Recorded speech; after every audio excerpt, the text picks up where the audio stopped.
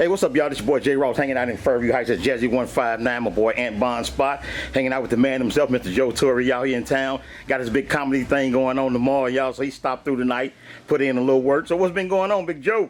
Everything, man, you know what I'm saying? Making my rounds around the country. Yeah. You know what I'm saying? COVID style. You know, finding all the black proprietorships and, you know, seeing how I can support them and we can support each other during this, you know, this era of, you know, new GBGB, get back, get black. Yeah. So is that important to you from you know, being from the Lou and everything, to go back and give back to the community? Oh, it's always been important to me to get back. You know, if it's not reaching the kids or helping out somewhere culturally or socially or in the educational, you know, mindset, then now it's like in a business mindset where, you know, now, you know, people can see more of us, you know, doing, you know, good. Having our own businesses, having our own places where we can employ each other and we can fend for ourselves. So our dollar comes back 5 and 6 times in our community before it goes right back to somebody else. So when you places like Anthony Bond's spot over in Fairview Heights, which the community needed. Last night I was in Little Rock, where, you know, where another one of my frat brothers, Stu Sub in the Hood, he took up, you know, a spot and we did 2 shows. Q's a coming, little JJ. Another spot in Louisville, and my man, you know, one of my frat brothers bought a spot. I did a show with Life Jennings, you know, Love and Laughter. And then there's Chuckles in Mississippi, Memphis. There's another Chuckles. There's Uptown in Atlanta. So there's a lot of different venues that are opening up. And I keep naming names and names that through COVID, people are finding more gifts to expand in their brand. Yeah. That's what I've been doing, man. You know, besides directing, acting. Yeah. As a forerunner of comedy, man, is it any kind of advice you would give like young cats, man, like to get tough skin or, you know, when they not laughing?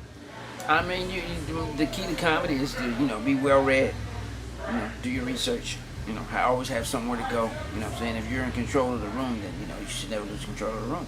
So either stay in your lane, which is if you're not the headliner, you don't try to headline, you know what I'm saying? Don't try to steal all the joy, you know what I'm saying? If you're the opener, if you're the, you know, host, you know, just, you know what you're supposed to do. So, you know, and those fall into different guidelines. Sometimes, you know, if they ain't laughing, then, you know, they ain't the audience folk. So, like growing up in the Lou, how did you cut your teeth in comedy? Well, you know, I was a military brat, so before I got to the Lou, I traveled around.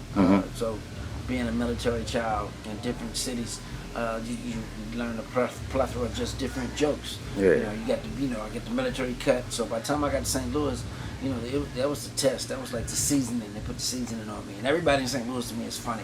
I just happen to be just one of the funniest ones that made a career out of it. Yeah, and saying that, that's a great thing. You went out and you made a career out of it.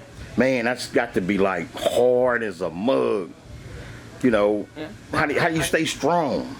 Oh, well, you know, I mean, I always access the God in me. I mean, everybody got it in them. You know what I'm saying? But as you believe in yourself and you can do, then it can be done. So you know, I've always accomplished everything I always wanted to do. You know, and I, you know, I stay strong because I ask for more power if I don't have it. You know, I never doubt, never fear. False evidence appearing real. You know, I don't take anything, you know, negativity. I take it and I make it positive. So anything that's, you know, that people use as a crutch, I use as a, you know, as a step. Yeah. So. Hey, well, Joe over here, y'all, he came to enjoy himself. Y'all, he doing this quick interview with me, man, so I ain't gonna hold him. And just one last question, like, what's coming up next for you? How do you plot your future? How would you advise young cats to plot a future? Whether it's comedy or music or whatever? I mean, think 20 years down the line and always think to help people. Always think for your brand to be able to help people. That's fine. That's why I'm into it.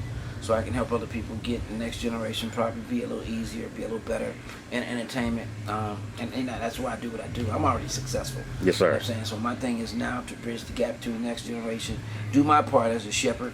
You know, leave the window down and the back door open. You know what I'm saying? You know, let somebody else come through and see that, you know, black people of color, can come from the dirt, come from the mud, educate themselves, learn, you know, believe in themselves, you know, access the God in them and be successful. It's not that hard. I mean, it's hard work. Right. But it's not that hard if you focus, stay consistent. All right, y'all, this your boy Jross hanging out with Joe Torry. We in St. Louis. I mean, I keep saying St. Louis because I'm used to being in the Lou, but we're going to let them bounce, y'all. We 14,800,000 strong, Google repping in the Lou. We out. Peace.